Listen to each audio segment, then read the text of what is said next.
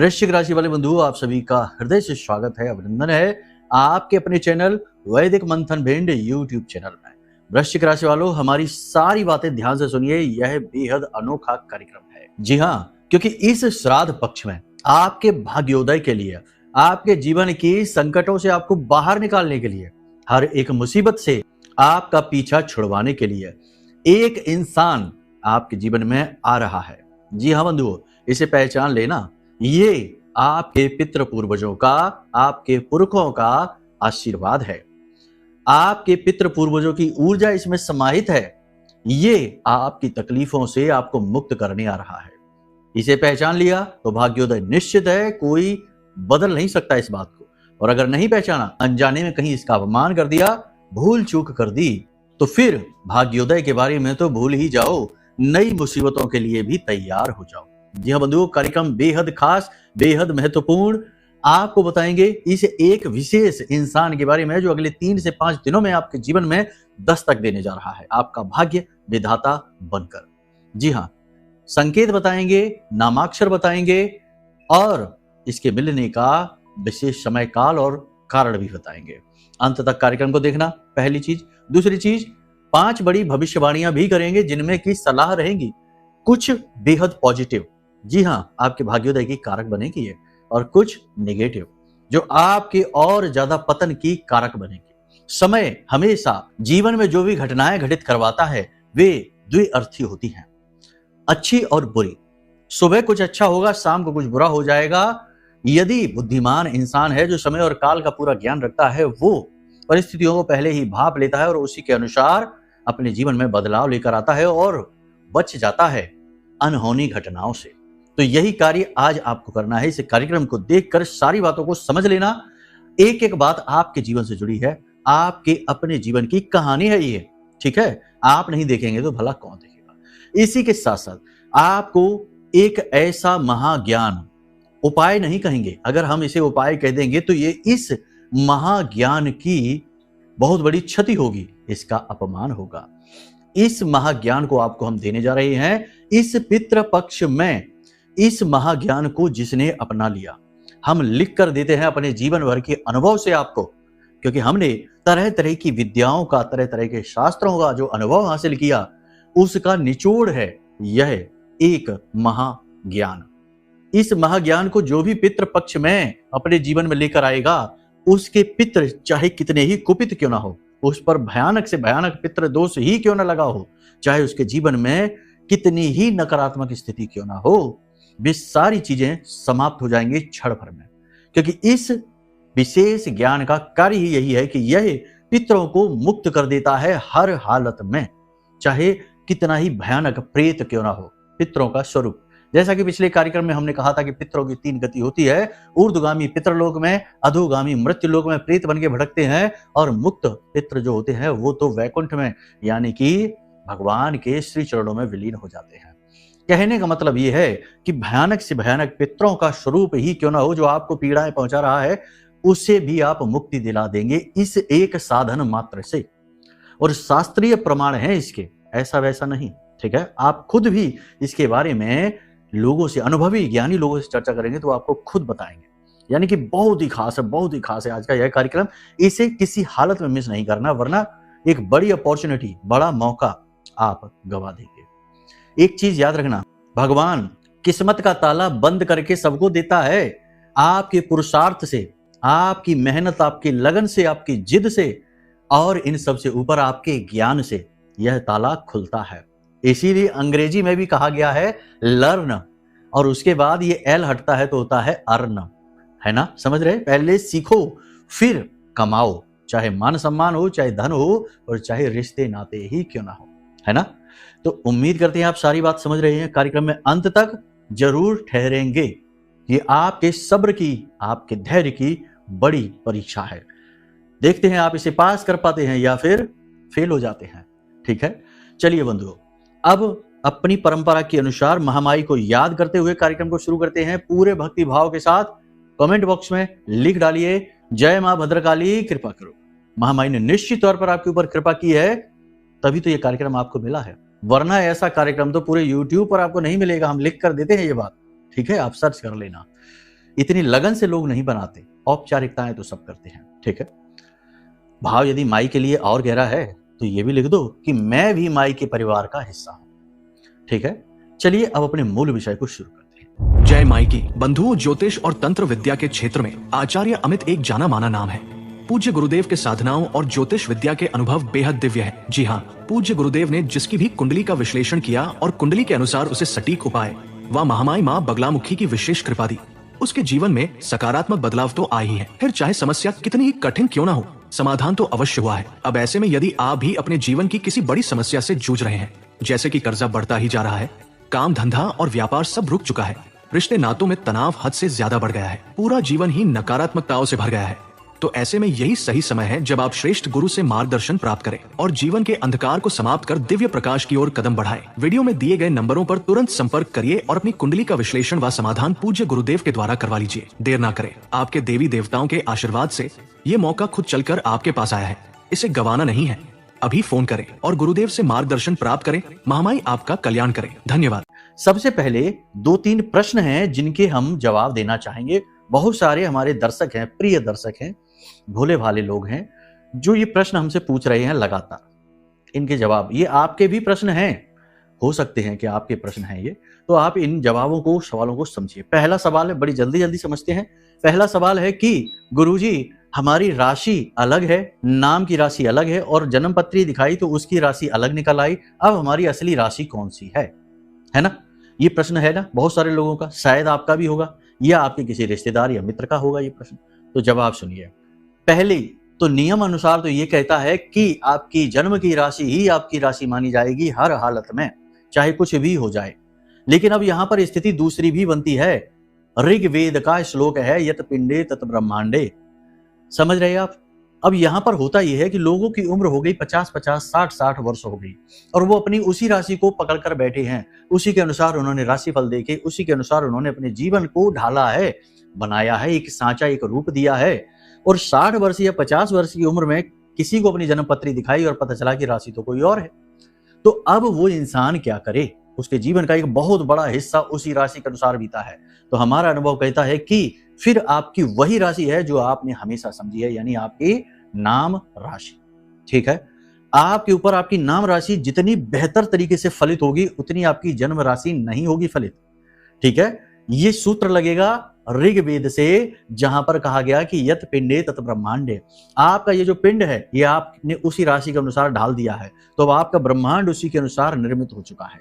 अब अगर आप अपनी जन्म राशि को लेकर चलते हैं तो चीजें फलित होनी बंद हो जाएंगी। ठीक है, आपके प्रश्न का जवाब मिल गया है। पहला प्रश्न ये है।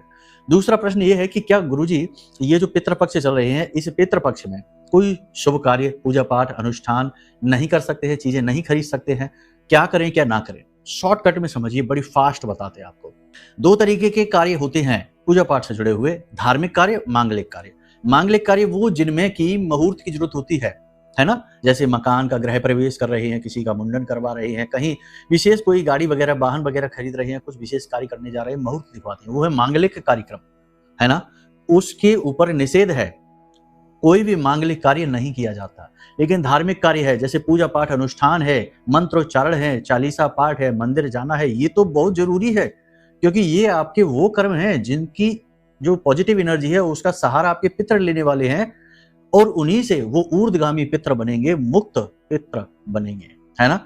तो ये तो जरूरी है। बहुत से लोग इन्हें भी बंद करने लगते हैं, बोले मंदिर नहीं जाएंगे क्योंकि पितृपक्ष चल रहा है, श्राद्ध पक्ष चल रहा है, बोले हम मंत्रोच्चारण नहीं करेंगे क्योंकि पितृपक्ष चल रहा है। अरे ये गलती ना करिए, ये तो बहुत बुरी बात हो जाएगी, है ना? ऐसा नहीं करना। इसी प्रकार बहुत सारे लोग कहते हैं गुरुजी क्या कुंडली दिखवाना पितृपक्ष में ठीक है? बहुत बड़ा प्रश्न है, इसका जवाब समझिए। कुंडली दिखवाने से आपको ये पता लग जाएगा आपकी कुंडली में क्या दोष है, और कुंडली में ही पितृदोष भी रहता है। अलग अलग ग्रहों से पितृदोष आ रहा होता है। पितृपक्ष में यदि आप कुंडली दिखाते हैं और आपकी कुंडली में कोई पितृदोष निकल आता है, विशेष पितृदोष ग्रहों से, जो कि आपको जीवन भर पीड़ित करेगा, तो इस पितृपक्ष में आप उस पितृदोष का उपाय करेंगे तो बड़ी जल्दी ही वह पितृदोष समाप्त हो जाएगा। वरना 4-5 बार उस उपाय को करेंगे तब शायद वह पितृदोष समाप्त हो, लेकिन इस पितृपक्ष में एक बार उपाय करने से ही समाप्त हो जाएगा। तो इस लिहाज से आपको पितृपक्ष में तो अपनी कुंडली जरूर दिखानी चाहिए, हर हाल में दिखानी चाहिए। और एक प्रश्न और है, जल्दी से आपको बता देते हैं कि जो महारक्षा कवच हमने निर्मित किया है, ब्रह्मास्त्र विद्या 10 महाविद्या माँ बगलामुखी का यह कवच है, हमारी आराध्य देवी है, इनके नाम से जो महारक्षा कवच हमने निर्मित किया है, ये कुछ इस प्रकार से दिखाई देता है। ये महारक्षा कवच गुरुजी हम खरीदें या नहीं खरीदें? तो फिर से वही बात आ गई कि ये तो धार्मिक कार्य है, और देखो ये जो पितृपक्ष है इसमें नेगेटिव एनर्जी बहुत ज्यादा एक्टिवेट हो रही है, बहुत जल्दी जल्दी घटनाएं घटित हो रही हैं लोगों के जीवन में। तो इस नेगेटिव एनर्जी से, यानी कि जैसे पितृ आए हैं वैसे ही प्रेत भी सक्रिय हुए हैं, तो इनकी ऊर्जा से कौन आपको बचाएगा? तो आपका सुरक्षा घेरा, आपका सुरक्षा कवच, ये महारक्षा कवच है। ये हमने इसीलिए तो निर्मित किया है, आपकी सेवा में बहुत ही छोटी सी दक्षिणा के साथ आपको मिलता है। तो ये रक्षा कवच ऐसे में तो आपको बहुत अधिक आवश्यक है। आपको समझना है कि मांगलिक कार्य नहीं करने हैं, धार्मिक कार्य तो जरूर करने हैं और जोर शोर से करने हैं। ठीक है, यहां तक आप सारी बात समझ गए। अब जल्दी से बात करते हैं भविष्यवाणियों की। देखो प्रश्नों के जवाब देना बहुत जरूरी रहता है, इन्हीं प्रश्नों में आपके प्रश्न भी हैं। अब आपके मन में भी कोई प्रश्न यदि उठता है तो कोई बात नहीं है, आप व्हाट्सएप नंबर है इस पर मैसेज कर दीजिए, कमेंट में पूछ लीजिए, हम कमेंट भी कभी कभी देख लेते हैं, लेकिन व्हाट्सएप नंबर पर अगर आप मैसेज करेंगे तो ज्यादा बेहतर जवाब मिलेंगे, आपको वहां जल्दी मिलेंगे। ठीक है, भविष्यवाणियों की बात करें तो पहली चीज देखो, पैसे का निवेश सोच समझ के कर रहे हैं। अगले 3 से 5 दिनों में सोच समझकर पैसे में निवेश करें, पैसा डूब सकता है। ठीक है, किसी नए बिजनेस की शुरुआत ना करें। रिश्तों में उतार चढ़ाव रहेगा, आपने कुछ कह दिया जिसकी लोग बुरी मानेंगे, आपके रिश्तों में उतार चढ़ाव रहेगा, इसलिए मन आपका खिन्न रहेगा, मन आपका उदास रहेगा, आपको लगेगा कोई मतलब नहीं है, क्योंकि आपने अगर किसी से कठोर शब्दों में कुछ कह भी दिया है तो आपका वो भाव तो है नहीं, दिल से तो आप उसे बुरा नहीं कह रहे, लेकिन लोग आपके शब्दों को पकड़ेंगे, आपकी वाणी को समझेंगे, आपके लिहाज को पकड़ेंगे और उसी के अनुसार अपना व्यवहार बदलेंगे, जिससे आपका मन दुखी होगा, मन खिन्न होगा। काम की गति धीमी रहेगी, यानी बिजनेस व्यापार जो भी है उसमें जो आपकी बिक्री है, सेल है, वो धीमी रहेगी। ठीक है, लेकिन धीरे धीरे उसमें कहीं ना कहीं बढ़त भी शुरू होगी। ठीक है, लेकिन इसके साथ साथ जो लोगों के यहाँ लेबर वर्कर काम करती है या फिर मशीनरी का कार्य है, तो मशीनें जल्दी जल्दी मशीनरी खराब होगी, नई मशीनरी भी खरीदनी पड़ सकती है और लेबर वर्कर आपको परेशान करेंगे, कोई पैसे ज्यादा मांगेगा, कोई टाइम पर नहीं आएगा, यानी इनका मैनेजमेंट करने में आपको बड़ी परेशानी आने वाली है। दूसरों के चक्कर में आप अपना नुकसान भी करवा सकते हैं। कैसे? कहीं किसी के साथ चले जाएंगे यात्रा पर, आपका समय खराब हो जाएगा, किसी के मांगने पर आप पैसे दे देंगे, आपका पैसा अटक जाएगा, आपको मिलेगा नहीं, मतलब कि आपका बजट खराब होगा। यानी दूसरों के चक्कर में, दूसरों की बातों में आकर यदि आप निवेश कर देते हैं तो आपका पैसा अटक जाएगा। मतलब कि आपको अपने ऊपर विश्वास रखना है, अपने मन, अपने बुद्धि पर पूर्ण विश्वास रखते हुए जीवन में आगे आपको बढ़ना है। नशीले पदार्थों का सेवन यदि आपने इस पितृपक्ष में कर लिया तो उसकी कीमत आपको चुकानी पड़ेगी। आपके आसपास जो लोग हैं उनमें बहुत सारे लोग आपको प्रेरित करेंगे, वे स्वयं भी करेंगे, आपको प्रेरित करेंगे कि आप इस प्रकार कर लीजिए, नशीले पदार्थ कोई कुछ। अगर आप करते हैं तो इसकी कीमत आपको चुकानी होगी। अचानक दुर्घटना होगी, अचानक बड़ा नुकसान होगा, अचानक बीमारियां आएंगी, अचानक से किसी वजह से आपकी जेब खाली हो जाएगी, यह है इसकी कीमत जो आपको चुकानी पड़ेगी। ठीक है, स्वास्थ्य के प्रति आप बहुत ज्यादा सक्रिय रहने की कोशिश करेंगे लेकिन रह नहीं पाएंगे, नियमबद्धता टूटेगी। आप कोशिश तो बहुत करेंगे कि टाइम से जागे, अपना एक्सरसाइज करें, योग प्राणायाम करें, थोड़ा बहुत ही कर पाएंगे, ज्यादा तरीके से उसको मेंटेन नहीं कर पाएंगे। नौकरी में किसी प्रकार के परिवर्तन की संभावना है। बुजुर्गों का और महिलाओं का अपमान न करें, उनकी मदद करें, उनसे आशीर्वाद लें, जो बड़े बुजुर्ग हैं उनसे। ठीक है, मतलब कि आपके सामने कुछ ऐसी परिस्थितियां अवश्य बनेंगी जिसमें कि बड़े बुजुर्गों का आपसे अपमान हो सकता है, आप अपना नियंत्रण खो सकते हैं, असभ्य हो सकते हैं, महिलाओं का आप अपमान कर सकते हैं। ये स्थिति में आपको नहीं पड़ना है, ये स्थिति खराब है, आपको नुकसान पहुंचाने वाली है। ठीक है, इससे आपका प्रारब्ध खराब हो जाएगा। पति पत्नी के संबंधों में मधुरता रहेगी, जीवन साथी से आपको पूर्ण मार्गदर्शन प्राप्त होगा, लेकिन जीवन साथी अपने जीवन की व्यस्तता के कारण आपके ऊपर ध्यान नहीं दे पाएंगे। इससे आपको मन में ऐसा लगेगा जैसे कि अब आपके रिश्ते में वो बात नहीं रह गई है ना? लेकिन ये विचार करने से पहले थोड़ा सा सोच लेना, क्योंकि जीवन पल प्रतिपल बदल रहा है, दशा और दिशा भावनाएं भी अलग रूप लेती हैं, बदलती नहीं है। इसे बदलना नहीं कह सकते, इसे कह सकते हैं कि अलग रूप लेती हैं, है ना? तो उसे स्वीकृति भाव में लेना होगा। ठीक है ना, मन में उसके लिए हीन भाव नहीं रखना है, ग्लानि नहीं रखनी है किसी भी प्रकार की। स्वच्छता पर आप विशेष ध्यान दें, अपने शरीर की स्वच्छता पर और अपने घर, अपने वातावरण की स्वच्छता पर विशेष ध्यान दें, ये आपके लिए सबसे बड़ी सलाह रहेगी। आप अपनी सूझबूझ से अपने जीवन को जिस प्रकार से व्यवस्थित कर रहे हैं, इस बात की लोग तारीफ अवश्य करेंगे। चाहे आपका कार्यस्थल हो, चाहे आपका घर हो, चाहे आपके आसपास सामाजिक वातावरण हो, लोग आपकी बुद्धि कौशल का, आपकी व्यवस्थाओं का, आपके मैनेजमेंट का और आपके तौर तरीकों का जो है ना स्वागत करेंगे, तारीफ करेंगे, आपका मान सम्मान बढ़ेगा। ठीक है, ये तो थी भविष्यवाणी। अब इनका मूल रूप से 3 तरह से सार कर सकते हैं। पहला सार ये है कि पैसे को बचा कर रखो, दूसरा ये है कि अपने ऊपर ध्यान दो, अपनी सेहत पर विशेष तौर पर ध्यान दो, और तीसरा ये है कि अपनी वाणी, अपने नियंत्रण पर पूरा ध्यान दो, यानी कि अपने क्रोध पर नियंत्रण रखो, अपनी वाणी पर नियंत्रण रखो, किसी का अहित ना हो जाए, गलती से भी। जानबूझकर तो आप नहीं करेंगे, लेकिन गलती से भी किसी का अहित ना हो जाए।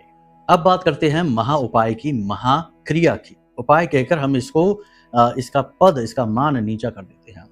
तो बात करते हैं कि पितृपक्ष में जो पितरों को जब जल्द से जल्द, सबसे जल्दी तरण तारण का कार्य करता है, वह है श्रीमद् भागवतम का पाठ। जी हाँ, श्रीमद् भागवतम के बारे में यह कहा जाता है कि यह आपको कैसे मृत्यु को प्राप्त करना है, ये सिखाता है। अन्य जो 18 पुराणों में से 17 पुराण कहे जाते हैं, वो ये सिखाते हैं कि आपको भगवतमय जीवन किस प्रकार जीना है, लेकिन एक श्रीमद् भागवतम ही ऐसी है जो ये सिखाता है कि भगवतमयी मृत्यु कैसे प्राप्त करनी है। अब मृत्यु का नाम आते ही भय मन में ना आए, याद रखना ये भी उतना ही कठोर सत्य है जितना कि जन्म, जितना कि सूर्योदय और सूर्य का अस्त होना। जिस प्रकार सूर्य उदित होता है, सूर्य अस्त होता है, सूर्य की मृत्यु नहीं होती, उसी प्रकार जीवन का भी उदय होता है और जीवन का भी अंत होता है, परंतु आपकी मृत्यु नहीं होती। आप तो मर ही नहीं सकते हैं, क्योंकि आप उस परम तत्व महासागर से निकली उसी जल की एक बूंद है ना। मरता तो केवल हमारा अहम का भाव है, स्व का भाव है कि हम कुछ हैं, ये भाव मर जाता है, लेकिन इसके अंदर बैठा बीज, इसका तत्व कभी नहीं मरता है। ठीक है, यहां तक समझा। तो अब बात करते हैं श्रीमद् भागवतम की। तो एक छोटी सी कथा है ना, चित्त लगाकर सुन लेना। देखो, बड़े भाव से आपको बता रहे हैं चीजें, फिर आप है ना नकली ज्ञान तो जगह जगह से ले आएंगे, फंस जाएंगे, कुछ भी नहीं होगा। सार तत्व की बात यही हम करेंगे, क्योंकि हमारा अनुभव है ना। तो ध्यान से सुनिए। श्रीमद् भागवतम की कथा है, उसमें धुंधकारी गोकर्ण का प्रसंग है। आत्मदेव नाम के जो ब्राह्मण है ना, तो उन्होंने बड़े प्रयासों से, बड़ी तमाम तरीके की चीजों से करके, कैसे भी करके पुत्र प्राप्त किए। देखो, ये कथा तो बहुत लंबी है, शॉर्टकट में सुनाते हैं। 2 पुत्र थे उनके, एक गाय से उत्पन्न हुए, इसलिए उनके कान जो थे वो गाय जैसे थे, तो गोकर्ण नाम रखा, और एक धुंधकारी। ठीक है, असल में दोनों ही इनके पुत्र नहीं थे, लेकिन ऊपर से दोनों इनके पुत्र हैं। ठीक है, धुंधकारी बहुत ही ज्यादा खराब था, बहुत ही मतलब कह सकते हैं कि निगेटिव मानसिकता का व्यक्ति था, और गोकर्ण बड़ा ही सज्जन। तो बाद में सब जब कथा समाप्त होती है, तो अंत में धुंधकारी की भी मृत्यु हो जाती है। अब वह प्रेत बन जाता है, प्रेत बनकर भटकता है, और उसे मुक्ति प्राप्त नहीं होती है, भयानक प्रेत बनता है। गोकर्ण से आता है, कहता है कि भाई हमारी मुक्ति कराओ, कुछ भी करो। गोकर्ण 100 बार जाकर उसका श्राद्ध करते हैं, गया में जाकर, है ना। यही तो हमारी परंपरा है, गया में जाकर हम अपने पितरों के लिए पिंडदान तर्पण आदि करते हैं, श्राद्ध कर्म करते हैं। 100 बार करते हैं, तब भी गोकर्ण का तरण तारण नहीं होता, मुक्त नहीं होते, भटकते रहते हैं। अब धुंधकारी गोकर्ण से प्रार्थना करते हैं कि भाई भ्राता, किसी भी प्रकार से हमें मुक्त करो, हम बहुत पीड़ा में हैं। और बेचारे गोकर्ण व्याकुल इधर उधर भटकते रहते हैं।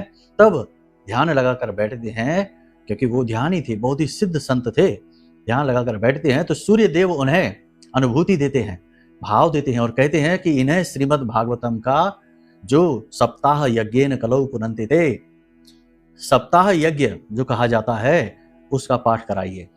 तो इसमें भी है कि वो एक बांस में आकर बैठता है, और प्रतिदिन एक गांठ फूटती है, और 7वें दिन 7वीं गांठ फूटती है, और धुंधकारी मुक्त हो जाता है। ठीक है, ये बहुत बहुत सुंदर प्रसंग है, बहुत ही अच्छा प्रसंग है। कभी समय मिलेगा, वीडियो में तो कभी नहीं मिलेगा, आमने सामने बैठेंगे, कभी माई चाहेंगी तो बुलाएंगे, तो हम आपको ये प्रसंग बड़े भाव के साथ सुनाएंगे, बहुत आनंद आएगा। ठीक है, तो इस प्रसंग में क्या समझ आता है? इस प्रसंग से हमें यह समझ में आता है कि श्रीमद् भागवतम का पाठ करने से भयानक योनि में भटक रहे प्रेतों को भी मुक्ति प्राप्त होती है।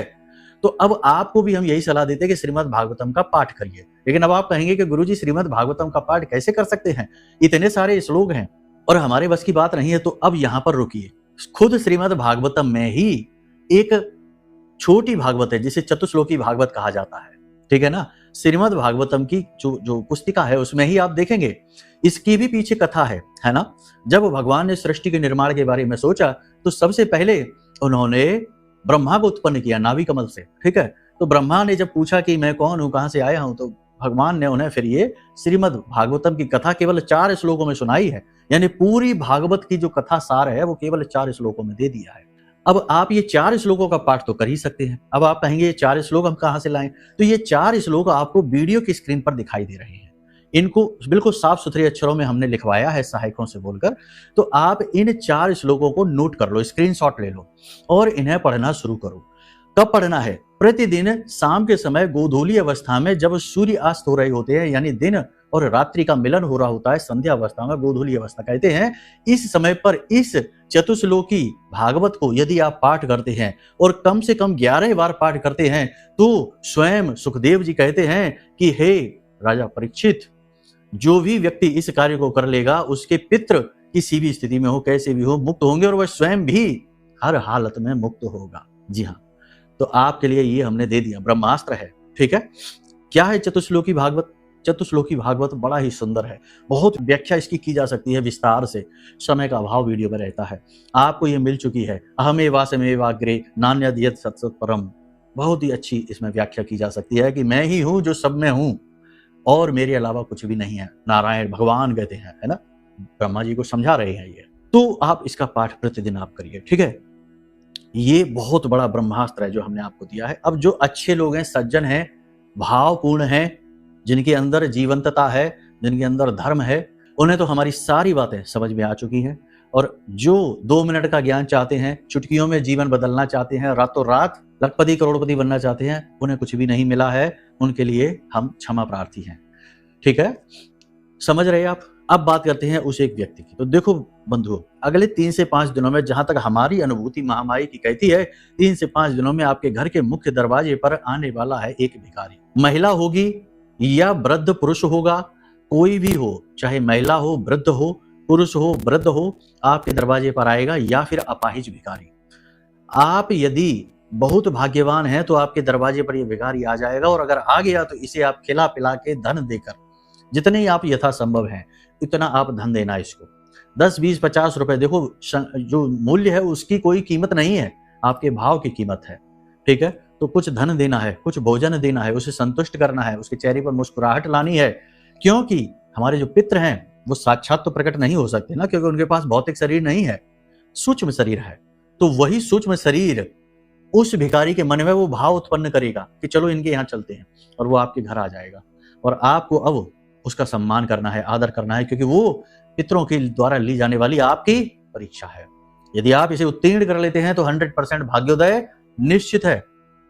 और याद रखना कि भाग्य जब बदलने का निर्णय लेता है तो यूं बदल जाता है ना। हमें लगता है कि अरे अब क्या हो सकता है, अब तो सब बर्बाद हो चुका, मिट गया, अब क्या है, कैसे होगा। लेकिन हमारी सोच बहुत बहुत बहुत छोटी है, और उस विधि की सोच बहुत विराट है ना। तो उसकी सोच और हमारी सोच मिल नहीं सकती। जहां हमारी सोच समाप्त ही हो जाती है, अंत ही हो जाती है, वहां भी उसकी सोच चल रही होती है। तो उस पर भरोसा रखना चाहिए।